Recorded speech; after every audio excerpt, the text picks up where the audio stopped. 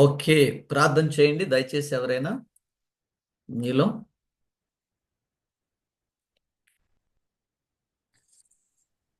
ప్రార్థన. పరలోకమందున్న మా తండ్రి, మహోన్నతుడా, సర్వ సృష్టికి కారణభూతుడగు మా యెహోవా దేవా, మా యేసయ్య మీకు వందనాలు తండ్రి. దేవా, గత వారం మంగళవారం నుంచి ఈ వారం వరకు మీ రెక్కల చాటున మమ్మల్ని కాచి కాపాడి భద్రపరిచినందుకు వందనాలు తండ్రి. ఈ ఉదయకాల సమయంలో తండ్రి పాస్టర్ గారు, సామ్యుయల్ గారు తండ్రి మాకు అమూల్యమైనటువంటి పరిశుద్ధమైనటువంటి వర్తమానాన్ని మాకు అందించుకోవచ్చుండగా, ప్రత్యేకంగా శేషించబడినటువంటి సిద్ధాంతాలలో తండ్రి ఈ యొక్క 10వ సిద్ధాంతాన్ని ప్రభా మాకు బోధిస్తున్నప్పుడు తండ్రి మాకు మీరు తోడుకుండండి.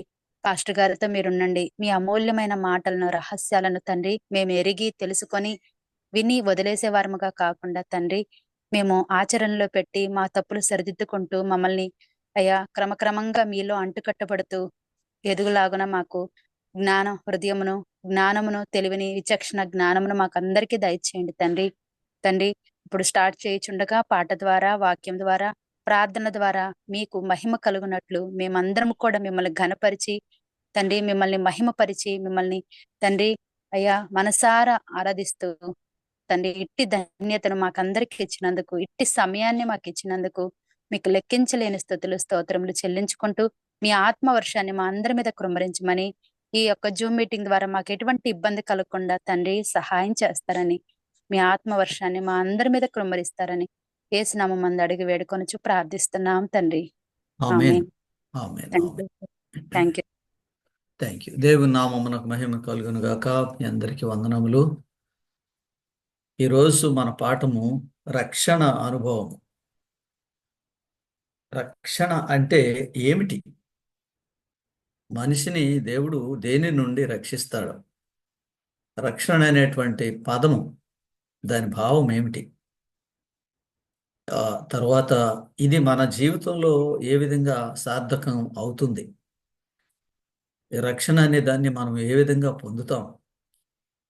తర్వాత రక్షింపబడ్డ మనుషులు వారి జీవిత విధానం దేవుని మీద దేని మీద ఆధారపడి ఉండాలి అనే ఈ విషయాలు మనకున్న ఈ సమయాన్ని బట్టి చదువుకుందాం. రక్షణ అనగా పాప క్షమాపణ. రక్షణ అనగా పాప క్షమాపణ అంటే మనుషుడు చేసిన పాపముల వలన అతనికి రావాల్సిన శిక్ష నుండి అతనికి విమోచన. రక్షణ అనగా పాపపు శిక్ష నుండి విమోచన. తరువాత రక్షణ అనగా మనిషి ఆధ్యాత్మికంగా జయకరంగా బ్రతకటం. రక్షింపబడ్డ మనిషికి, రక్షణ పొందని మనిషికి మధ్య వ్యత్యాసం అది. రక్షింపబడ్డ మనిషి ఆధ్యాత్మిక జీవితంలో జయకరంగా బ్రతుకుతాడు. తర్వాత ఈ రక్షణను గూర్చి మనము చదవబోయేటువంటి వాక్యాలు ప్రతి ఒక్కరూ పరిశీలనగా చూసుకుని ఇవి మన జీవితంలో ఏ విధంగా ప్రతిక్షేపించాలో, వాటిని అనుసరించి మనం ఏ విధంగా నడవాలో దాని గురించి మీరు ప్రతి ఒక్కరూ ప్రార్థనాపూర్వకంగా ఈ వాక్యాలను స్వీకరించాలి. ప్రార్థన అనగా పాప క్షమాపణ. ప్రార్థన అనగా పాప శిక్ష నుండి విడుదల. ప్రార్థన అనగా పాపపు శక్తి నుండి విడుదల. ప్రార్థన అనగా పాపపు సన్నిధి నుండి విడుదల. ఈ మూడు చాలా ప్రాముఖ్యమైన విషయాలు. పాపపు శిక్ష నుండి విడుదల, పాపపు శక్తి నుండి విడుదల, పాపపు సన్నిధి నుండి విడుదల. ఈ మూడు కలిస్తేనే రక్షణ పరిపూర్ణం అవుతుంది. వాక్యం చదువుదాము. ఎఫెసీయులకు రాసిన పత్రిక 1వ అధ్యాయము 7వ వాక్యం. ఎఫెసీయులకు రాసిన పత్రిక 1వ అధ్యాయము 7వ వాక్యం చదవండి.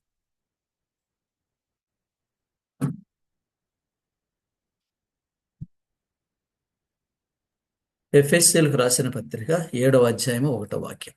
దేవుని కృపా మహదైశ్వర్యమును బట్టి దేవుని కృపా మహదైశ్వర్యమును బట్టి ఆ ప్రియుని యందు ఆ ప్రియుని యందు ఆయన రక్తము వలన ఆయన రక్తము వలన మనకు విమోచనము, మోచనము, అనగా అనగా మన అపరాధములకు మన అపరాధములకు క్షమాపణ మనకు కలిగి ఉన్నది. క్షమాపణ మనకు కలిగి ఉన్నది. ఈ వాక్యంలో రక్షణని చక్కగా వివరించాడండి. దేవుని కృపను బట్టి యేసు అంటే ప్రియుని అందంటే యేసుక్రీస్తు ద్వారా రక్తం వలన మనకి విమోచన కలుగుతుంది అన్నాడు. తర్వాత ఆయన రక్తం వలన మన అపరాధములకు క్షమాపణ కలుగుతుంది అన్నాడు. అంటే యేసుక్రీస్తు దేవుని కుమారుడైన యేసుక్రీస్తు ఆయన శిలువ మీద కాచిన రక్తాన్ని బట్టి మనందరి పాపాలకి క్షమాపణ కలుగుతుంది. అదే రక్షణ అంటే.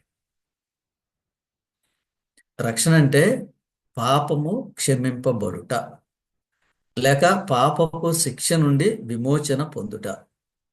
అయితే మనము రక్షింపబడిన తరువాత గతంలో జరిగిన సంభవాలను గురించి చింతించవలసిన అవసరం లేదు. ఎందుకంటే దేవుడు మనలను క్షమించాడు కాబట్టి. ఎవరికైతే క్షమించాడో అనేటువంటి అనుభవం లేదో వాళ్ళు రక్షణ పొందిన తర్వాత కూడా బాధపడతారు. మనము గతంలో ఏం జరిగిందో దాని గురించి ఇప్పుడు ఇంకా భయపడవలసిన అవసరం లేదు. భవిష్యత్తులో కూడా మనం భయపడవలసిన అవసరం లేదు. యేసుక్రీస్తు రక్తం వలన మన అపరాధములకు క్షమాపణే రక్షణ. రక్షణ అనగా గతంలో చేసిన పాపములకు క్షమాపణ, వర్తమాన కాలంలో మనం జీవించే జీవితానికి బలము, భవిష్యత్తులో జరగబోయే దాని విషయంలో నిరీక్షణ. ఈ మాటలు మరలా చెప్తాను. రక్షణ అనగా గతములో చేసిన పాపములకు క్షమాపణ. రెండవది, వర్తమాన కాలంలో మనం బ్రతకటానికి కావలసిన ఆధ్యాత్మిక బలం.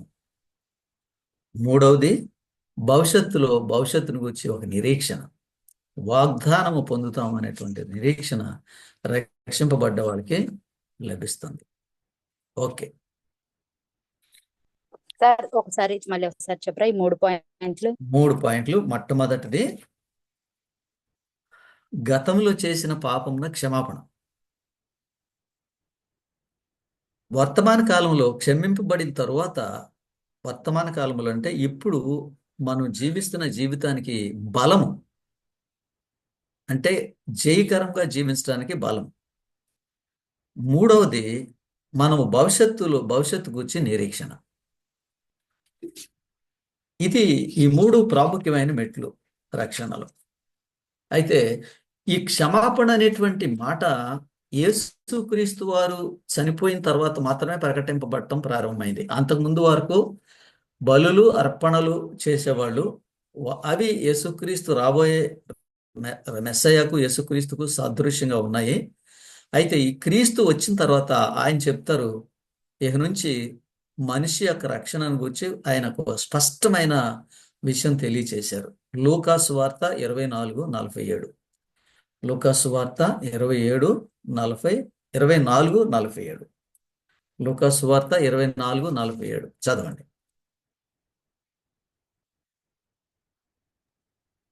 యెరూషలేము మొదలుకొని సమస్త జనములలో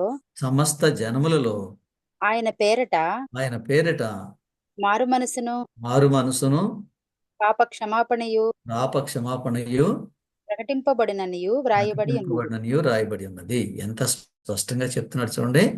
యేసుక్రీస్తు వారు చెప్తున్న మాటలు ఆఖరిలో ఆయన పునరుత్థానం చెంది ఆయన మరలా పరలోకానికి వెళ్ళిపోబోయే ముందు యెరూషలేము మొదలుకొని సమస్త జనములలో ఆయన పేరిట మారు మనసు. రెండవది, పాపక్షమాపణ. ఈ మారు మనసు పాపక్షమాపణ రెండు ఒకే చోట పెట్టాడు. కారణం ఏంటంటే మారు మనసు పొందిన వారికే పాపక్షమాపణ, మారు మనసు పొందకుండా పాపక్షమాపణ లేదు. యేసుక్రీస్తు వారు శిలువ మీద కాచిన రక్తము మనల్ని క్షమించడానికి ఆయన చేసిన రక్షణ ఏర్పాటు మారు మనసు పొందిన వారికే వర్తిస్తుంది. తర్వాత మారు మనసు గురించి కూడా మీకు ఒక వివరం చెప్తాను. మారు మనసు అంటే ఇక నుంచి నా జీవితము క్రీస్తుతో సాగించడానికి నిశ్చయించుకున్నాను, అది మారు మనసు. ఇప్పటి వరకు నేను లోకంలో ఉండేవాడిని, చాలా మంది అనుకుంటారు మనుషుడు పూర్తిగా మారిపోయి ప్రభు దగ్గరికి రావాలి అని. అది సరైన విషయం కాదు. మనం పూర్తిగా మారిపోయి ప్రభు దగ్గరికి రావటం అనేది అసాధ్యం. అది సాధ్యమయ్యే పని కాదు. మనం ఉన్న పాటునే ప్రభు దగ్గరికి రావటం, ఆ తీర్మానమే మారు మనసు. అయితే యెరూషలేము మొదలుకొని సమస్త జనములలో ఆయన పేరట మారు మనసు పాపక్షమాపణ ప్రకటింపబడింది. అంటే రక్షణలో మొట్టమొదటి మెట్టి అయిన పాపక్షమాపణ ఎవరికి కలుగుతుంది అంటే మారు మనసు పొందిన వారికి మాత్రమే కలుగుతుంది. అంటే మారు మనసు అంటే పూర్తిగా మారిపోవటం కాదు. నా జీవితంలో ఇక నుండి నేను మంచిగా జీవించడానికి యేసుక్రీస్తు కృపచేత ఆయన ఆత్మశక్తిని బట్టి జయకరమైన జీవితం జీవించడానికి నేను నిర్ణయించుకున్నాను అని ఎవరనుకుంటారో, ఎవరు తలస్తారో, ఎవరు అంగీకరిస్తారో వారికి పాప క్షమాపణ కలుగుతుంది. తర్వాత అపోస్తుల కార్యములు తర్వాత వాక్యము 13:38. అపోస్తుల కార్యములు 13:38. కాబట్టి సహోదరులారా, కాబట్టి సహోదరులారా, మీకు మీకు ఈయన ద్వారానే ఈయన ద్వారానే, పాప క్షమాపణ ప్రచురమగుచున్నదనియు. ఇది యేసుక్రీస్తు గురించి చెప్తున్నాడు ఈయన. యేసుక్రీస్తు గురించి చెప్పేది పౌలు ఏం చెప్తున్నాడు? ఈయన ద్వారా పాప క్షమాపణ ప్రచురం అవుతుంది. ఎక్కడండి ఏ మతంలో పాపం క్షమిస్తారని చెప్పారండి? పాపం క్షమించటానికి మార్గం ఉందని ఎవరు చెప్పారండి? ఎవ్వరూ చెప్పలేదు. కేవలం యేసుక్రీస్తు మాత్రమే.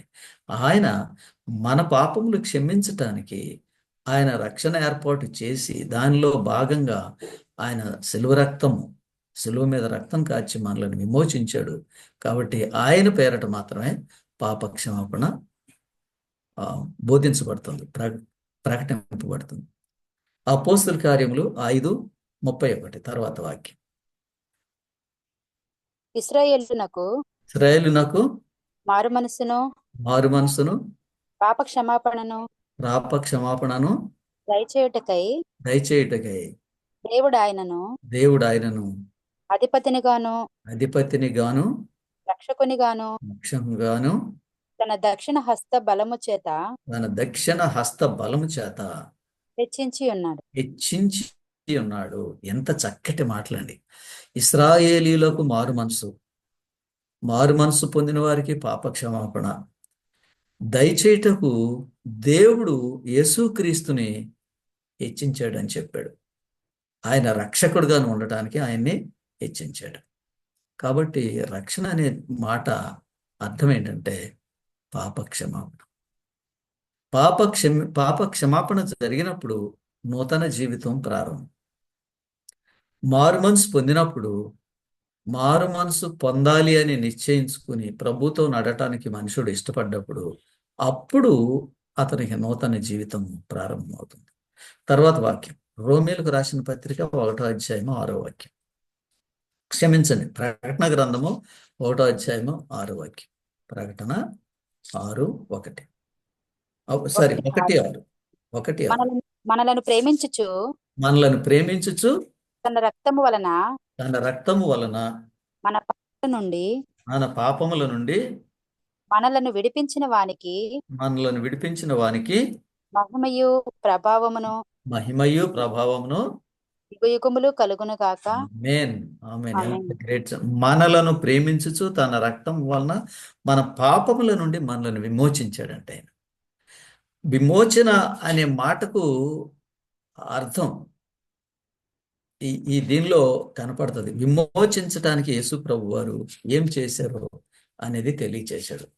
కాబట్టి మన ఆధ్యాత్మిక జీవితంలో ఈ రక్షణ అనుభవం అనేది ఎలా ప్రారంభమవుతుందో, మారు మనసు పొంది పాప క్షమాపణ పొందటం వలన మన రక్షణ అనేది ప్రారంభమవుతుంది. ఎందుకంటే మారు మనసు పొందటం వల్ల పాపములు క్షమింపబడతాయి. కొలస్సీ 1:14. ఆ కుమారుని యందు మనకు విమోచనమును అనగా పాప క్షమాపణ కలుగుచున్నది. ఆ కుమారుని యందు మనకు విమోచన, తర్వాత అనగా పాప క్షమాపణ. మీరు ఆలోచించండి, పాపాలు క్షమించటానికి ఎవరికి అధికారం ఉంటుంది? ఒక మత గురువు దగ్గరికి వెళ్ళి మన పాపములు క్షమించమని అడిగితే ఆయన క్షమించగలడా? ఈ వాక్యాన్ని మనం అవగాహన చేసుకోవాలనంటే పాపము క్షమించే హక్కు ఎవరికి ఉంది? మనల్ని సృష్టించిన వానికే ఉంది. మనల్ని సృష్టించిన వారికే ఉంది. ఓకే.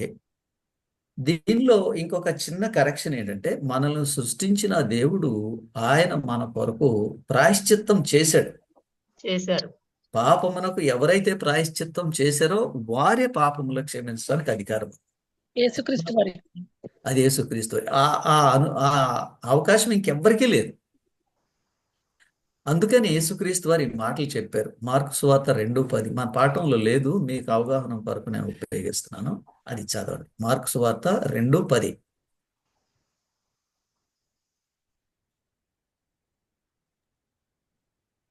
అయితే పాపములు క్షమించుటకు అయితే పాపములు క్షమించుటకు భూమి మీద భూమి మీద మనుష్య కుమారునికి అధికారము కలదని మనిషి కుమారుడు అంటే ఎవరు?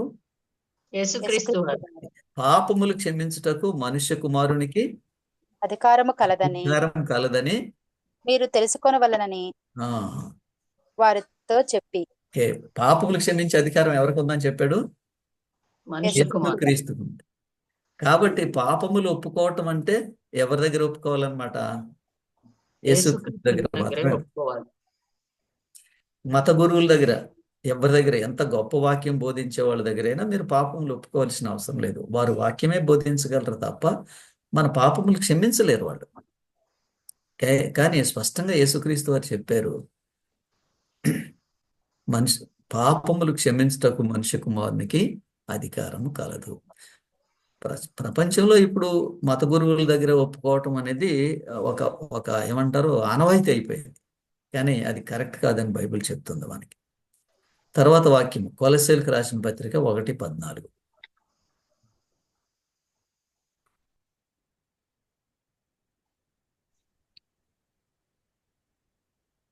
ఆ కుమారుని యందు ఆ కుమారుని యందు మనకు విమోచనము మనకు విమోచనము అనగా అనగా పాపక్షమాపణ కలుగుచున్నది.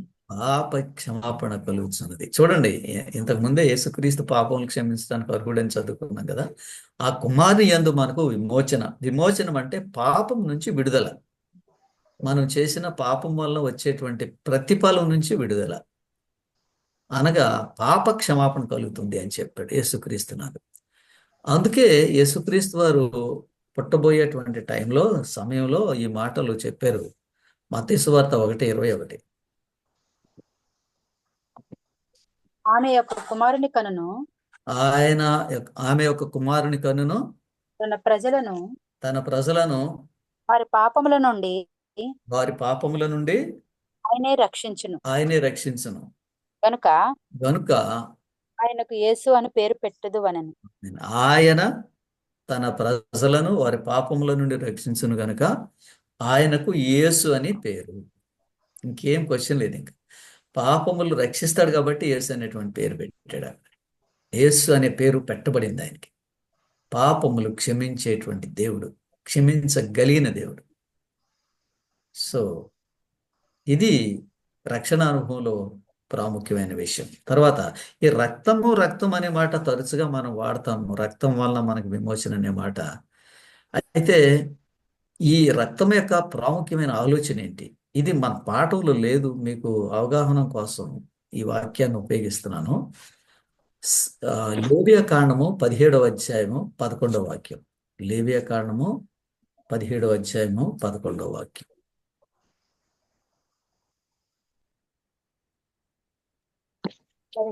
సార్ 17, 11. 11.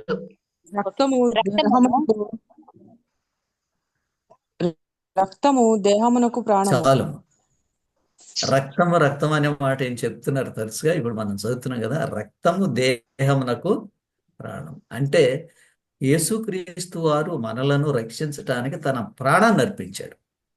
ప్రాణాన్ని ఎందుకు అర్పించాడంటే మనము తప్పిదం చేసిన ప్రతి మనిషి మరణ శిక్షకు అర్హుడు. ఆ మరణ శిక్షలో నుండి మనల్ని విడిపించడానికి యేసుక్రీస్తు వారు తన ప్రాణాన్ని అర్పించారు. ఇక్కడ ఒక ప్రశ్న వస్తుంది. ఎందుకంటే ఆ మానవులు చేసేటువంటి క్రియల వలన కర్మ సిద్ధాంతం వలన రక్షింపబడతారని నమ్మేవాళ్ళు అడుగుతారు. ఒక మనిషి చేసిన ఈ త్యాగం వలన అంతమంది మనుషులకు విమోచన ఎలా కలుగుతుంది అని ఒకే ఒక ప్రాముఖ్యమైన పాయింట్ దానికి ఏంటంటే జవాబు, లోకాన్ని రక్షించింది ఆయనే. ఈ లోకమంతా ఆయన ద్వారానే ఉనికిలోకి వచ్చింది కాబట్టి ఆయన ఆయన మాత్రమే రక్షించడానికి అర్హుడు. అది సంగతి. ఆయన ఒక్కడైనా అది ఒక్క మనిషే కాదు, ప్రపంచంలో ఉన్న వాళ్ళందరూ కూడా రక్షింపబడడానికి అవకాశం. అందుకని రక్తము దేహమునకు ప్రాణం. యేసుక్రీస్తు వారు రక్తం అర్పించారంటే ప్రాణాన్ని అర్పించారు అన్నట్టు. ఇంకొక వాక్యం చదువుదాము. ఇది కూడా వాక్యంలో లేదు. ఇది ఆదికాండము 9వ అధ్యాయము 4వ వాక్యం. ఆదికాండము 9వ అధ్యాయము 4వ వాక్యం. అయినను అయినను మాంసమును ఉమ్, దాని రక్తముతో మీరు తినకూడదు. ఆ, రక్తమే దాని ప్రాణము. రైట్. రక్తమే దాని ప్రాణం అని చెప్పాడు. చూశారు ఇప్పుడు అర్థమైంది. అందుకని మనం తరచుగా రక్తము రక్తం రక్తం అనే మాట వాడతాం. ఎందుకనంటే ఈ రక్తమే శరీరానికి ప్రాణం. ఎంత వండర్ఫుల్ అండి. చనిపోతే మనిషి అతనిలో అతని అతని అతనిలో నుండి బయటకు వచ్చేది ప్రాణమే. ఇది దీనిని బట్టి మనం తెలుసుకుందాం. ప్రాణం అంటే అతని అతని చనిపోయాడు అతను, అంతే. కాబట్టి ప్రాణం అనేది ప్రాముఖ్యమైన విషయం. తర్వాత విడుదల. విడుదల అనేటువంటి మాట రెండో మాట. మొట్టమొదటిది రక్షణ అనగా పాపక్షమాపణ, రెండవది విడుదల. ఈ విడుదల గురించి కొంచెం వివరంగా చెప్తాను. అంటే దేవుడు మనలను మనం చేసిన తప్పిదాల వలన తప్పిదములో నుండి మనలను విమోచిస్తాడు. అది ఫస్ట్ పాయింట్. ఈ రెండో పాయింట్ ఏంటంటే మనకున్న దురలవాట్లను, తర్వాత మనము కొన్ని అన్య దేవతలకు అంతకుముందు ఆరాధన చేసి వాటికి బానిసలమై ఉంటాం. వాటి శక్తి నుండి, దేవతల నుండి చాలామంది అంతకుముందు దేవతలను అనుసరించిన వారు ఈరోజు క్రైస్తవులు అవ్వాలంటే భయపడతారు. ఆ దేవతలు మరలా మా మీద ప్రభావం చూపుతారేమోనని. కానీ ఇక్కడ ఏమంటున్నాడంటే ఈ విమోచన అనేది మనము దురలవాట్ల నుండి విమోచింపబడతాము. ఒక మనిషి బాగా కష్టపడి సంపాదిస్తాడు, కానీ అతనికి ఒక బలహీనత ఉంది. ఉదాహరణ అంటే పేకాట ఆడే బలహీనత ఉంది అనుకోండి. అతడు ఎంత సంపాదిస్తే ఆ డబ్బు మిగులుతుందో అతనికి క్షణాల్లో ఖర్చు అయిపోద్ది. కాబట్టి ఎవరైతే ఇటువంటి బానిసత్వంలో ఉన్నారో, లేకపోతే మద్యపానం మనుషుడికి అలవాటు ఉంది, అతడు దానికి బానిస. దాని నుంచి అతడు విడుదల పొందాలంటే అది యేసుక్రీస్తు వల్లనే అవుతుంది. తర్వాత దేవతలకు మనుషులు బానిసలై తెలిసిండి కూడా ఆ దేవతల వలన రక్షణ రాదని వాటికి భయపడి ఆరాధన చేస్తారు. అందుకని ఈ దేవతల నుంచి కూడా దేవుడు మనలను విమోచిస్తాడు. మీకు ఒక వాక్యం చదువుతాను. చాలా మందికి దేవతలు అంటే భయం. నాకు దేవతలు అంటే భయం లేదండి. ఎందుకంటే దేవతలు నా జోలికి రావు. దేవతల కంటే గొప్పవాడైన యేసుక్రీస్తు నా దేవుడు కాబట్టి దేవతలు నాకు హాని చేయలేవు. ఆ వాక్యం ఏంటంటే మనము దేవతల నుంచి విడుదల పొందుతామని చెప్పేటువంటి వాక్యం. ఇర్మియా ఈ వాక్యంలో నేను మన పాఠంలో ఆ మాటలు రాయలేదు, కానీ ఇప్పుడు దాన్ని మీకు చెప్తున్నాను, చదవండి. ఇర్మియా 10వ అధ్యాయం 5వ వాక్యం. ముఖ్యంగా దేవతలకు భయపడే వాళ్ళకి ఈ వాక్యం వర్తిస్తుంది. అవి తాటి చెట్టు వలె ఇది తాడి చెట్టు వలె చిన్నగా ఉన్నవి, చిన్నగా ఉన్నవి, అవి పలుకవు, అవి పలుకవు, నడవనేరవు గనుక నడువు నేరవు గనుక వాటిని మోయవలసి వచ్చెను. వాటిని ఓయవలసి వచ్చాను. వాటికి భయపడకుడి, వాటికి భయపడకుడి, అవి హాని చేయ నేరవు, అవి హాని చేయనేరవు, మేలు చేయుట వాటి వలన కాదు. మేలు చేయట వాటి వలన కాదు. విన్నారా ఎంత పవర్ఫుల్? ఎంత పవర్ఫుల్ అంటే ఎంత పవర్ఫుల్ చూడండి. చెప్తున్నాడు, హాని చేయటం వాటి వల్ల కాదు, మేలు చేయటం కూడా వాటి వల్ల కాదు. కాబట్టి వాటికి భయపడకూడదు అన్నారు. ఇక్కడ వాటికి అనే మాట ఉపయోగించాడు. వాటికి ఇవి కేవలం శక్తులు మాత్రమే, కానీ వీటికి ఏమంటారంటే ఆ బలమైన బలమైన వ్యక్తిత్వం లేదు, కేవలం దుష్ట శక్తులు. వాటికి భయపడద్దని చెప్పాడు. మరి పాయింట్ ఏంటంటే మనం రక్షణ పొందితే ఆ దేవతలకు మనం భయపడవలసిన అవసరం లేదు. వాళ్ళు ఇంకా మన జోలికి రాలేరు. ఎందుకంటే మన ప్రభు అయిన యేసుక్రీస్తు మనతో ఉంటాడు కాబట్టి మనకి వాళ్ళ నుంచి విమోచన కలుగుతుంది. మనం తర్వాత నేను ఈ విమోచనను గురించి ఇంకా వివరంగా చెప్తాను. ఇప్పుడు దేవుడు మనల్ని రెండో పాయింట్ పాపపు శక్తి నుండి విడుదల చేస్తాడు. పాపపు శక్తి నుండి. యెషయా గ్రంథము 53:5 మూడవ లైన్. యెషయా గ్రంథము 53:5 మూడవ లైన్.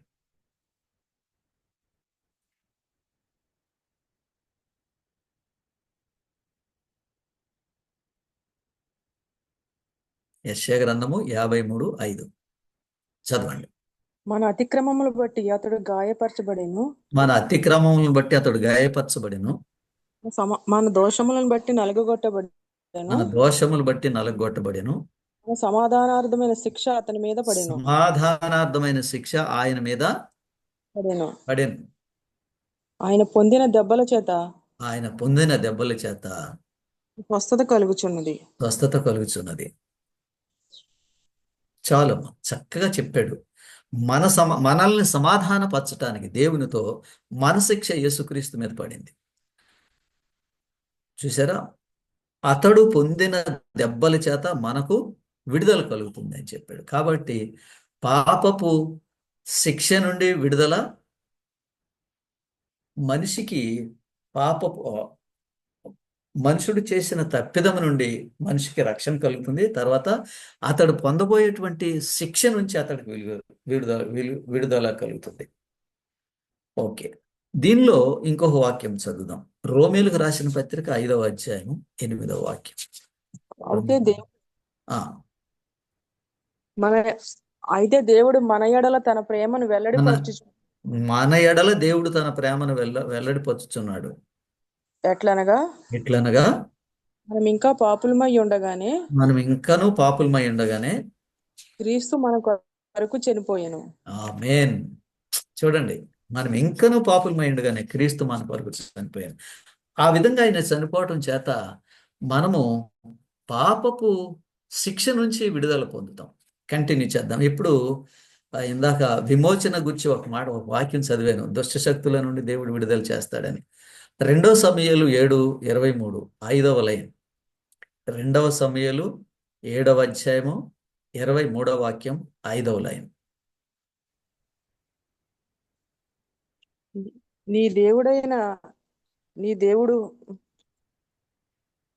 నీవు ఐగుప్తులో నుండి ఆయా జనముల వంశములో నుండి వారు దేవతల వశములో నుండి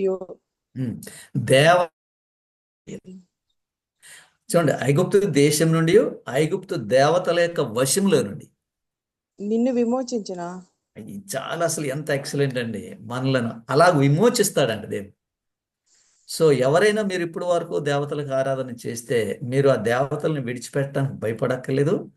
ఆ దేవతలు కంటే శక్తివంతుడైన వాడు యేసుక్రీస్తు. మనం ఆయన వెంబడించడం చేత ఆ దేవతలు మన జోలికి మళ్ళీ రారు. అయితే ఒక్క విషయం చెప్తా, అంతకుముందు ఈ దేవతలను ఆరాధన చేసిన వాటిని మీరు తీసివేయకపోతే వాడు ఎప్పుడు మీ ఇంట్లోనే ఉంటాడు.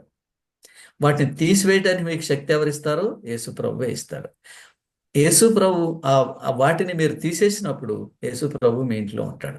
ఆ దేవతలను మీ ఇంట్లో ఉంచుకున్నంత కాలము ఆయన మీ ఇంట్లో నుంచి పోడు. ఎందుకంటే నాకు ఇక్కడ స్థానం ఉందని చెప్తాడు. అందుకని ఎవరైతే అంతకుముందు దేవతారాధన చేసేవాళ్ళు ఆ దేవతలందరినీ తీసేస్తే తప్ప వాళ్ళు మరలా వస్తారు. అయితే మనలను అటువంటి పరిస్థితి నుంచి విడిపించగలిగిన సమర్థుడు యేసుక్రీస్తు మాత్రమే. కాబట్టి మనము దేవతల నుండి దేవుడు మనలను విమోచిస్తాడు. ఓకే, తర్వాత నిర్గమకాండము 14వ అధ్యాయము 30వ వాక్యం దేవుడు ఇక్కడ స్పష్టంగా చెప్తాడు. ఆ దినమున యెహోవా ఐగుప్తీయుల చేతిలో నుండి ఇశ్రాయేలీయులను రక్షించెను. ఎంత బాగా చెప్పాడు. బానిసత్వం, ఇశ్రాయేలీలను ఐగుప్తు చేతిలో నుండి, అంటే వారిలో ఉన్న బానిసత్వం నుంచి దేవుడు వాళ్ళని విడుదల చేశాడని చెప్పాడు. ఓకే, తర్వాత దేవుడు ఈ దేవతలందరికీ కూడా దేవుడు తీర్పు తీరుస్తాడని చెప్పాడు. నిర్గమకాండము 12:12 ఈ దేవతలందరికీ కూడా దేవుడు తీర్పు తీరుస్తాడు. చదవండి. ఆ రాత్రి నేను ఉమ్, ఐగుప్తు దేశమందు సంచరించి ఉమ్, ఐగుప్తు దేశమందలి మనుషులలో గాని ఉమ్, జంతువులలో గాని ఉమ్, తొలి సంతతియు హతము చేసి ఉమ్. ఐగుప్తు దేవతలందరికీ తీర్పు తీర్చెదను. ఐగుప్తు దేవతలందరికీ తీర్పు తీరుస్తానని చెప్పాడు. ఎంతమంది దేవతలు ఉన్నారో ఆ దేవతలకు అందరికీ తీర్పు తీర్చువాడే యేసుక్రీస్తు. మనం ఆయన వెంబడిస్తే ఈ దేవతల బెడద ఉండదు మనకి. ఆయన వాటిపైన మనకి జయము కలుగు చేస్తాడు. సో ఇప్పుడు అంతకుముందు దేవతారాధన చేసిన వాళ్ళు యేసుక్రీస్తు దగ్గరికి రావటానికి కానీ ఆయనతో ఉండటానికి కానీ ఏ విధంగా భయపడవలసిన అవసరం లేదు. ఎందుకనంటే యేసుక్రీస్తు ఈ దేవతలందరికంటే బాలమైన వాడు. మన వాక్యంలో లేని మాట ఇంకొకటి మీకు చదివి వినిపిస్తాను. కీర్తన గ్రంథము 97వ అధ్యాయము 7వ వాక్యం.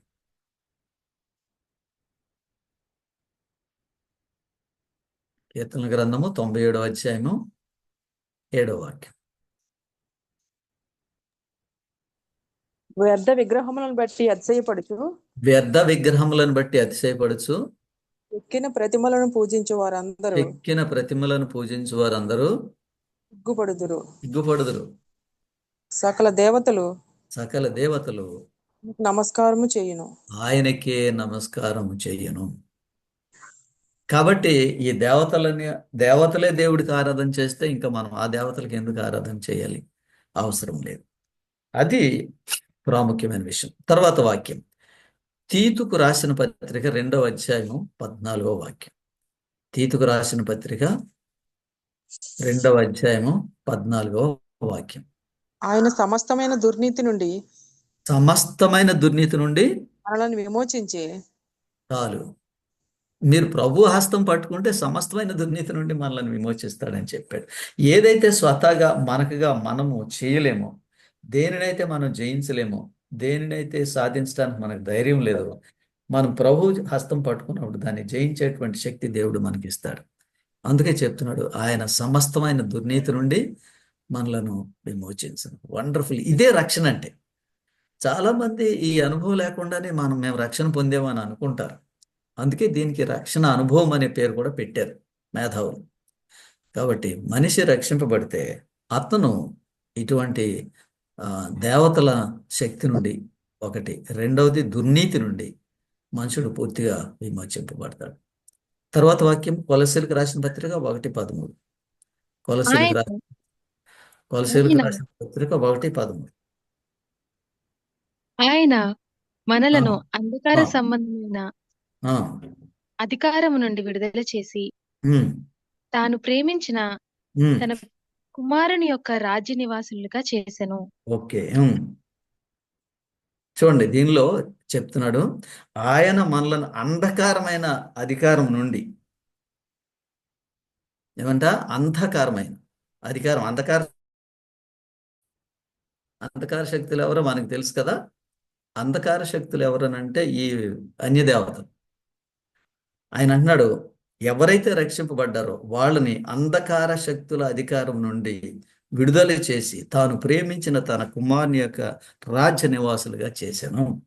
Amen, amen. వండర్ఫుల్ అమ్మా, ఎంత వండర్ఫుల్. అంటే రక్షణ అంటే విమోచన, పాపక్షమాపణ, ఈ అన్య దేవతల నుంచి విడుదల. తర్వాత ఈ మాట ఇక్కడ ఉపయోగించిన ఈ మాట, దీనికి పూర్వం దుర్నీతి, ఇప్పుడు అంటాడు అంధకార శక్తులు.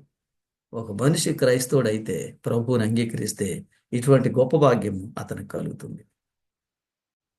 తర్వాత 16వ వాక్యం, ఈ తర్వాత మీరు చదవలసిన వాక్యము, ఈ విధంగా ప్రభు మనల్ని నడిపించడం చేత 1 కొరింథీ 15:57. 1 కొరింథీ 15:57. అయినను అయినను మన ప్రభువైన యేసుక్రీస్తు మూలముగా ప్రభువైన యేసుక్రీస్తు మూలముగా మనకు జయము అనుగ్రహించుచున్న దేవునికి ఆమేన్. మనకి జయం ఎవరి ద్వారా వస్తుందంట? ప్రభు అయిన యేసుక్రీస్తు ద్వారా మనకి జయం వస్తుందని చెప్పాడు. అంటే వీటన్నిటి నుండి, పాపం పైన జయము, పాపపు శక్తి పైన జయము, దుష్ట శక్తుల పైన జయము, దురలవాట్ల పైన జయము, దుర్నీతి వలన జయము, ఇదంతా క్రీస్తు వల్ల వస్తుంది. అని చెప్పాడు. అందుకని మనం ప్రభు అయిన యేసుక్రీస్తుని స్వరక్షకునిగా అంగీకరించడం ద్వారా రక్షింపబడతాం. రక్షింపబడ్డ తర్వాత ఆయన శక్తితోటి మనం జయకరంగా బ్రతుకుతాం. తర్వాత వాక్యం ఇప్పుడు వరకు 2 చదువుకున్నాం. పాపపు శిక్ష నుండి విడుదల, పాపపు సన్నిధి నుండి విడుదల 2. ఇప్పుడు మూడవది పాపపు శిక్ష నుండి విడుదల, పాపపు శక్తి నుండి విడుదల, ఈ 2 చదివాము. ఇది మూడవది, పాపపు సన్నిధి నుండి విడుదల. అంటే ఇది మనం ఈ లోకంలో ఉండగా జరిగే పని కాదు. ఇది ప్రభు అయిన యేసుక్రీస్తు రెండోసారి వచ్చినప్పుడే మనల్ని శాశ్వతంగా ఇక్కడి నుంచి ఆయన రాజ్యంలోకి తీసుకెళ్తాడు. అది ఈ 3వ స్టెప్ అప్పుడు మాత్రమే జరుగుతుంది. ఇది రక్షణలో 3వ భాగం. అందుకని మనం రక్షింపబడ్డాము అని అంటే అంతటితో అయిపోలేదండి.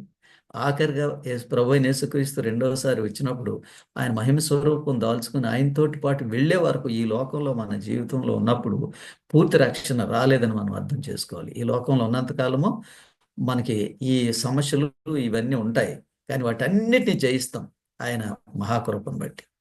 ఇప్పుడు మనం చదివేటువంటి వాక్యము యెషయా గ్రంథము 5:9, 25:9.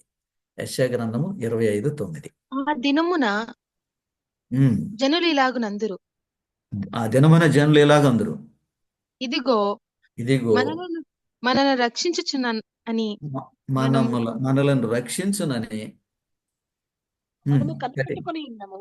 మనం కనిపెట్టుకొని ఉన్న మన దేవుడు మనము కనిపెట్టుకొని యెహోవా ఈయనే. మనము కనిపెట్టుకున్న యెహోవా ఈయనే. అంటే ఆయన రక్షణను బట్టి యేసుక్రీస్తు రెండోసారి వచ్చినప్పుడు, చాలమ్మా, యేసుక్రీస్తు రెండోసారి వచ్చినప్పుడు మనకి సంపూర్ణమైన విడుదల కలుగుతుంది. కాకపోతే మనం రక్షింపబడిన తర్వాత ఈ లోకంలో ఉంటే ఉన్నంత కాలము మనము కొన్ని ఒత్తిడిలకు గురి అవుతాము మన జీవితంలో. అయితే ప్రభు అయిన యేసుక్రీస్తు కృపచేత వాటన్నిటిని అధిగమించగలుగుతాం. అది చాలా ప్రాముఖ్యం. ఆయన లేకుండా రక్షింపబడిన తర్వాత మనకుగా మనము పాపమును జయించలేము. అందుకని ఈ ప్రార్థనా జీవితము, ఈ సహవాసము, వేద పఠనము, ధ్యానము, ఇవన్నీ మనకు అవసరం. మన ఆధ్యాత్మిక జీవితంలో క్రీస్తుతో సహవాసం వలన మనం జయించగలుగుతాం. అందుకే చెప్పాడు, మానవులను రక్షించునని మనం కనిపెట్టుకున్న దేవుడు ఈయనే. అప్పుడు చెప్తాం, అప్పుడు ఫైనల్ రిడెంప్షన్. ఓకే, తర్వాత హెబ్రీయులకు రాసిన పత్రిక 9వ అధ్యాయము 28వ వాక్యం. హెబ్రీయులకు రాసిన పత్రిక 9వ అధ్యాయము 28వ వాక్యం. అలాగుననే క్రీస్తు కూడా అనేక పాపములను భరించుటకు ఒక్కసారి అర్పింపబడి తన కొరకు కనిపెట్టుకొని వారి రక్షణ నిమిత్తము పాపము లేకుండా రెండవసారి ప్రత్యక్షమగును. ఓకే, యేసు ప్రభు వారు రెండోసారి ప్రత్యక్షం అయినప్పుడు పాపం అనే దానికి అంతటికీ పరిష్కారం అయిపోద్ది. పూర్తిగా ఇంకే పాపం అనే మాట ఇంక మనం ఆలోచించవలసిన అవసరం లేదు. ఆయన తీర్పు తీర్చిన తీర్పును బట్టి ఎవరికి ఏ విధమైన ప్రతిఫలం ఇవ్వాలో ఆ విధమైన ప్రతిఫలం ఇస్తాడు. కాబట్టి రెండోసారి వచ్చినప్పుడు మనం పూర్తిగా పాపం నుండి, ఈ పాప లోకము నుంచి విమోచిస్తాడు. తర్వాత వాక్యము కీర్తనలు 138. ఇశ్రాయేలీల దోషములన్నిటి నుండి ఆయన వారిని విమోచించును. అన్ని మొత్తం ఇది ఫైనల్ రిడెంప్షన్ అంట. దోషములన్నిటి నుండి ఆయన మనలను విమోచిస్తాడు. అయితే ఈ విమోచన అనేది ఎవరికి ఇస్తాడు అనేది చాలా తెలుసుకోవాల్సిన పాయింట్. ఈ విమోచన ఎవరికి ఇస్తాడు? హెబ్రీ 5:9. హెబ్రీ 5:9.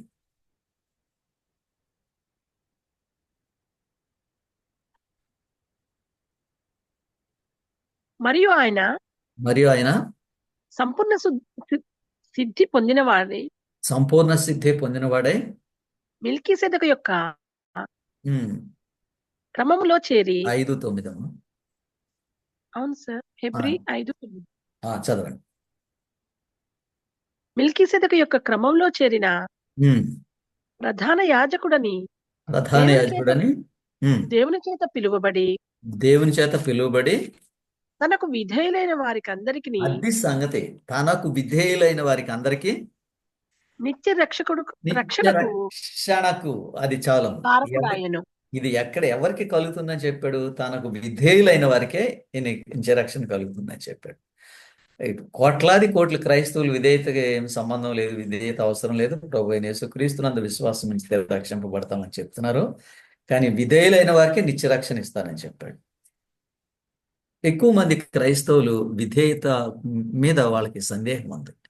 కానీ వాక్యం స్పష్టంగా చెప్తుంది, విధేయులైన వారికే నిత్య రక్షణ ఇస్తానని చెప్పాడు.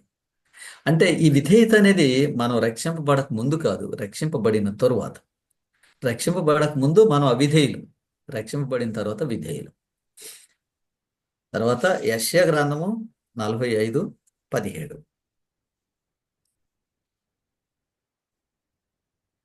యెహోవా వలన యెహోవా వలన ఇశ్రాయేలు ఇశ్రాయేలు నిత్యమైన రక్షణ పొంది ఉన్నది.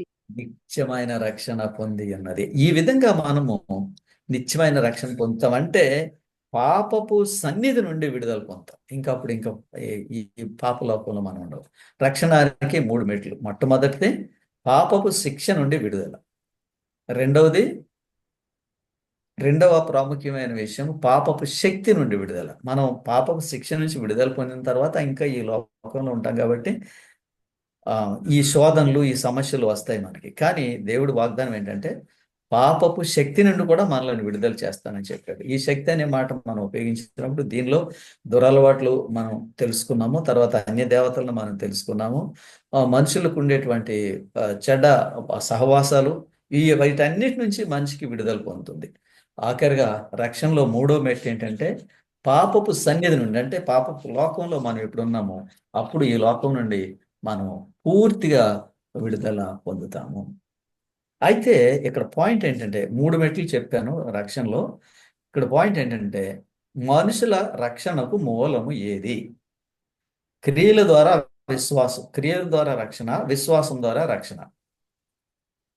చాలా మందికి ఈ విషయం తెలీదు.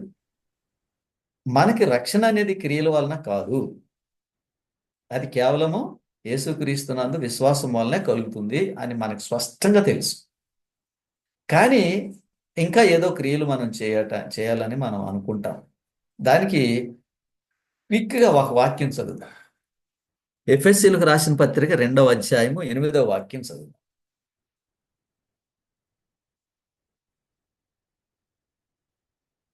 ఎఫెసీయులకు రాసిన పత్రిక 2వ అధ్యాయం 8వ వాక్యం. మీరు విశ్వాసము ద్వారా కృపచేతనే రక్షింపబడి ఉన్నారు. కృపచేతనే రక్షింపబడుతున్నాడు. ఇది మీ వలన కలిగినది కాదు, కలిగినది కాదు, దేవుని వరమే. దేవుని వరమే. దీనిలో క్రియలు అనే మాట కూడా ఉంటుంది. ఒక లైన్ మీరు మరలా చదవండి. మీరు విశ్వాసము ద్వారా కృపచేతనే రక్షింపబడి ఉన్నారు. కృపచేతనే రక్షింపబడి ఉన్నారు. ఇది మీ వలన కలిగినది కాదు, దేవుని వరమే. దేవుని వరమే. కంటిన్యూ. అది క్రియల వలన కలిగినది కాదు. అందుకని మనం రక్షింపబడటానికి మనం చేసే క్రియలు ఏమీ కూడా పనికిరావు. అయితే ఒక ప్రాముఖ్యమైన విషయం ఏంటంటే రక్షింపబడ్డవాడు ఖచ్చితంగా ఆ క్రియలు చేస్తాడు. మనం ఏ క్రియలు చేయవలసి ఉన్నామో ఆ క్రియలు చేస్తాం. అదే రక్షింపబడ్డవాడికి రక్షింపబడని వాడికి తేడా. కానీ రక్షణ అనేది మన క్రియల వలన కాదు, కేవలం యేసుక్రీస్తునందు విశ్వాసం చేత మాత్రమే మనకి రక్షణ కలుగుతుంది. ఇప్పుడు 1-2 వాక్యాలు చదువుదాము. రక్షణ పొందడానికి నేనేం చేయాలనేది ఎక్కువ మందికి ఉన్న ఒక ప్రశ్న. దానికి చెప్తున్నాడు అపోస్తుల కార్యములు 16:31. అందుకు వారు ప్రభువైన యేసునందు విశ్వాసం ఉంచుము, ఇప్పుడు నీవును నీ ఇంటి వారను రక్షణ పొందుదురని చెప్పి. సంగతే మనిషికి రక్షణ అనేది విశ్వాసమే మూలం, క్రియలో కాదు. ఇప్పుడు ఈ క్రియలు అనే మాట మీకు ఎందుకు చెప్తున్నానంటే మనుషులకి సహజంగా ఏదో ఒక పుణ్యక్షేత్రాన్ని దర్శించి అక్కడ ఏదో తీర్థయాత్రలు చేసి అక్కడ ఎవరినో అనుకున్న మొక్కుబడులు చెల్లించి వస్తే పాపక్షమాపణ కలుగుతుందని అనుకుంటున్నారు. మన ఇండియాలో ముఖ్యంగా మన దేశంలో ఉన్న సంప్రదాయం ఏంటంటే ఈ విధంగా వేరే వేరే దేశాలు ప్రదేశాలు సంచరించి అక్కడ ఉన్న దేవతకో దేవుడికో పూజ చేసి నమస్కారం చేసి పాపం నుండి విడుదల పొందాలని క్షమాపణ పొందాలని అనుకుంటారు. కానీ ఇక్కడ అంటున్నాడు ఈ విధంగా క్రియల వలన మనిషికి రక్షణ రాదు. అది కేవలము మనిషికి విశ్వాసం ద్వారా వస్తుంది. విశ్వాసం అంటే ప్రభువైన యేసుక్రీస్తునందు విశ్వాసం ఉంచడం చేత రక్షణ వస్తుంది. ఇంకొక వాక్యం చదువు, అపోస్తుల కార్యములు 10:43. ఆయన యందు విశ్వాసం ఉంచి వాడెవడో ఆ, వాడు ఆయన నామము మూలముగా పాప క్షమాపణ పొందునని. అది సంగతి. మనం యేసుక్రీస్తునందు విశ్వాసం ఉంచడం చేత పాపాలు క్షమింపబడతాయని చెప్పాడు. విశ్వాసం ఉంచువాడు ఎవడో వాడు పాప ఆయన క్షమాపణ నామము మూలముగా ఆయన పాప మూలంగా క్షమాపణ పొందునని ప్రవక్తలందరూ ఆయనను గూర్చి సాక్ష్యం ఇచ్చుచున్నారా నేను. చాలు. ఇప్పుడు మనం నేర్చుకోవాల్సిన పాఠం ఏంటంటే ఇక్కడ ప్రభువైన యేసుక్రీస్తునందు విశ్వాసం ఉంచితే మనం రక్షింపబడతాం, మనం చేసే క్రియల వలన కాదు. కానీ మనం రక్షింపబడ్డ తర్వాత క్రియలు చేస్తాం, ఆ మంచి క్రియలు చేయాలి కూడా. అలాంటి క్రియలు చేయడానికి దేవుడు మనలను పిలిచాడు. సరే, ఇంకొక వాక్యం చదువుదాం. లూకాసు వార్త 5:20.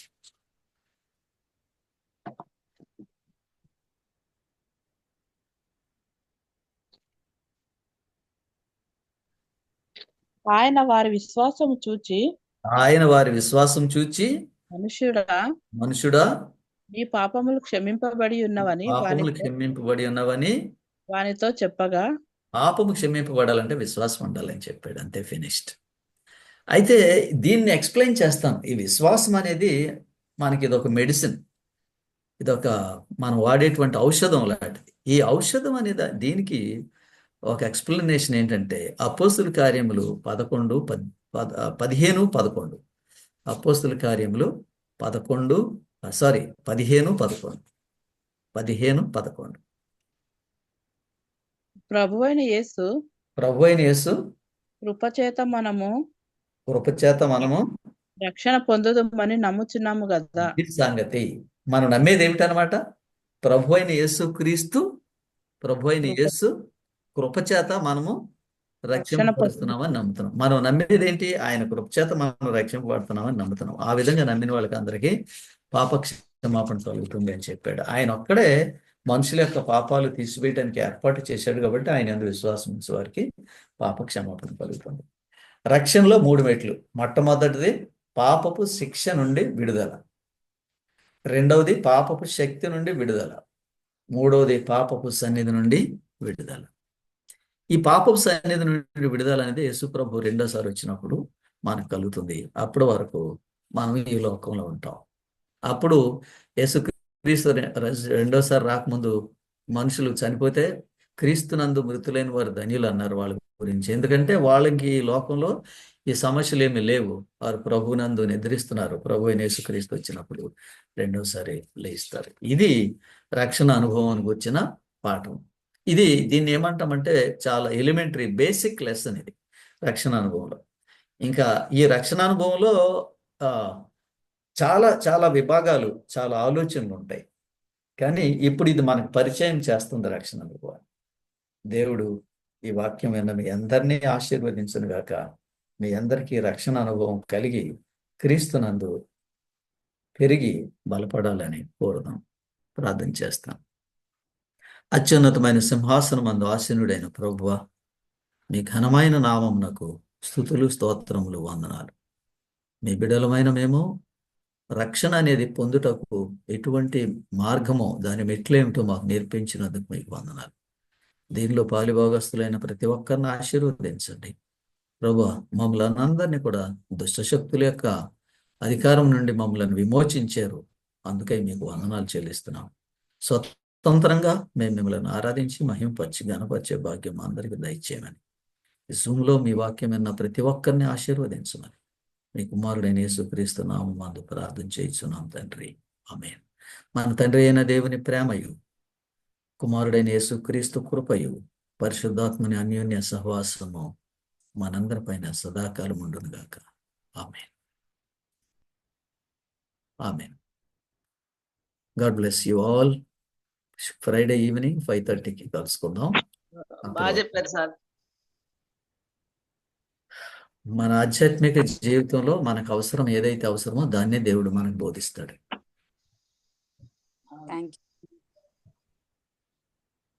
అందరికీ వందనాలండి. అందరికీ వందనాలు.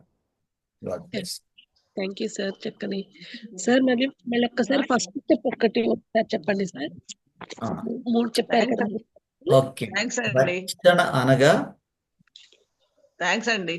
థ్యాంక్స్ అమ్మా, మీకు చాలా వందనాలు. దేవుడు మిమ్మల్ని దీవించినారు. రక్షణ అనగా గతములో చేసిన పాపములకు క్షమాపణ.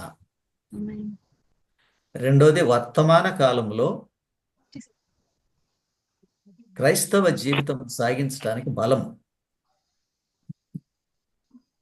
రక్షణ అనగా క్రైస్తవ జీవితం కొనసాగించడానికి బలం. తర్వాత మూడవది భవిష్యత్తు నిరీక్షణ. Okay sir.